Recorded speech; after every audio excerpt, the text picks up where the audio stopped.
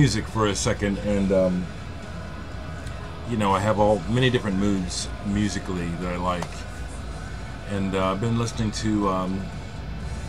you know, I've been watching some videos, some documentaries and concerts, metal in particular. I do like metal. I don't have much in the collection, but listening to Enslaved, I don't have this tier, or however you say it, I don't have the vinyl, but I sure like this band.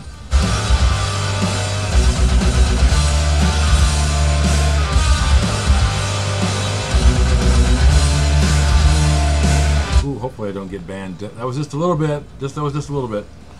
Anyway, I'll just show some records, and yeah, I've been talking a lot. Joy Division, 35 years ago, I believe yesterday, this was released. Unknown Pleasures. I've had this copy. This is my original copy.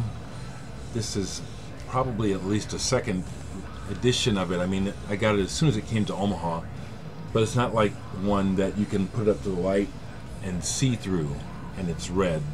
This is an early copy, and this album is very important to me. It inspired me greatly.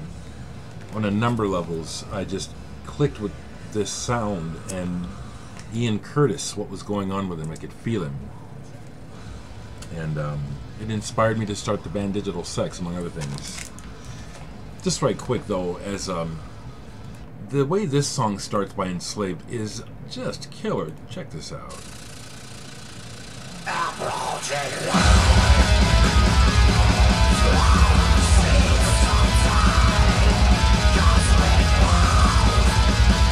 And those drums. Yeah.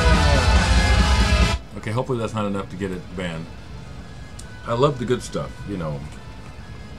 There is a certain amount of metal that just really, some bands just sound a little too samey, and I get mixed up on the genres. I know that thrash is something that I really liked, you know, DRI and the thrash bands, you know. I know I like Cannibal Corpse so a lot. I don't have any records, but these are some bands that stand out to me that I really like their music.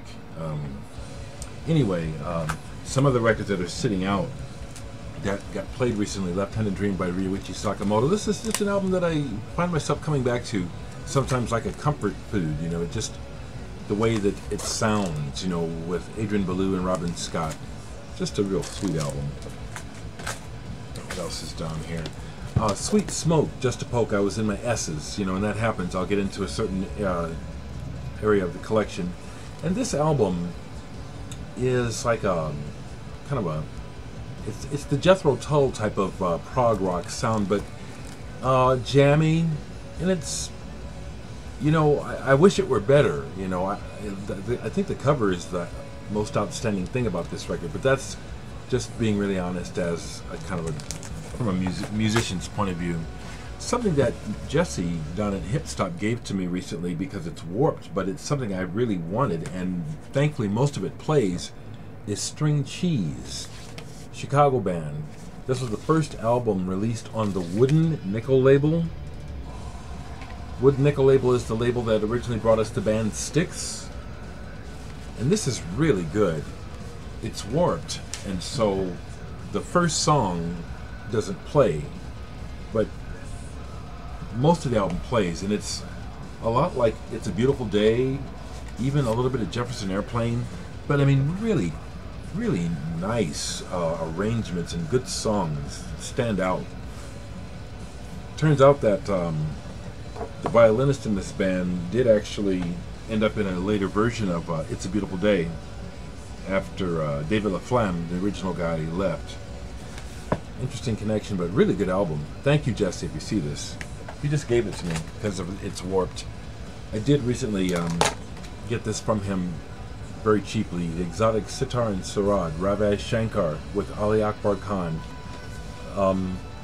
Again, probably at the time they were trying to cash in, you know. That's how these things get out, you know. But this music is just sublime. Raga. And this is a good recording. I was in the mood for some energy the other day, and so I pulled out Corrosion of Conformity, Animosity, and these guys just know how to kick it for real. Thankfully, I saw this version, the band, right about this time live in Omaha. Wow, what a show!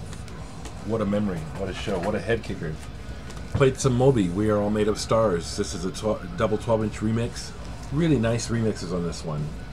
I see that there's a little bit of hang up on my video. I hope it'll. I'm gonna just keep going. Anyway, another one that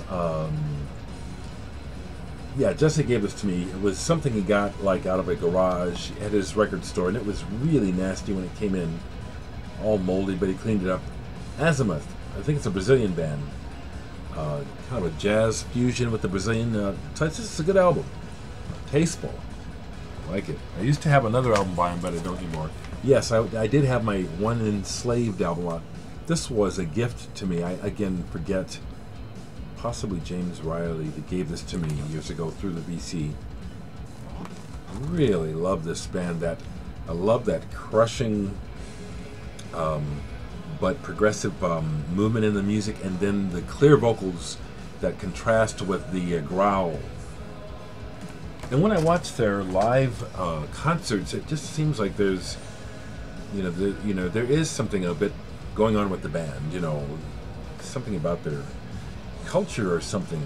I don't know. Maybe they're pagans or something, but they're really good, and really, there's something with gravity about Enslaved to me that I picked up watching several different concerts of them live. Cluster, this is still sitting out, fantastic. I don't know if I showed this, but maybe I did. Olatunji, this was a gift from John Chartrand, members of Sun Ra's orchestra on this, and it's a beautiful copy on, just immaculate on roulette. It's a very spiritual date. I think these are, I don't know, I didn't read the back yet. This is really good. Again, I can't stop playing Siddhartha because they're so good. And people are letting me know that they're checking the band out and they're finding it out for themselves, that I'm not blowing smoke. This band is good. They kind of stand out to me. Another album I got from Hip Stop for $5 was a French pressing of Mccartney. The cover is slightly beat, but the album is in very good shape. Sing-along junk on this album is one of my favorites. It's just a sweet little piece of music.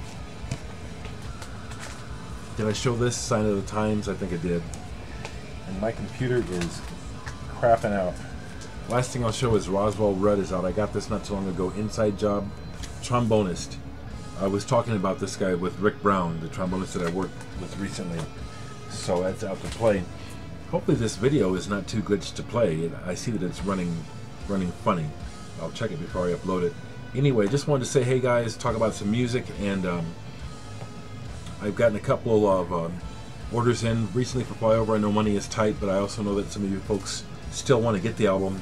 What's really nice is, again, consistently the people that are getting the album, and when they hear it, they're letting me know, it's like, wow, this is, I didn't expect this to be this good. That's damn satisfying.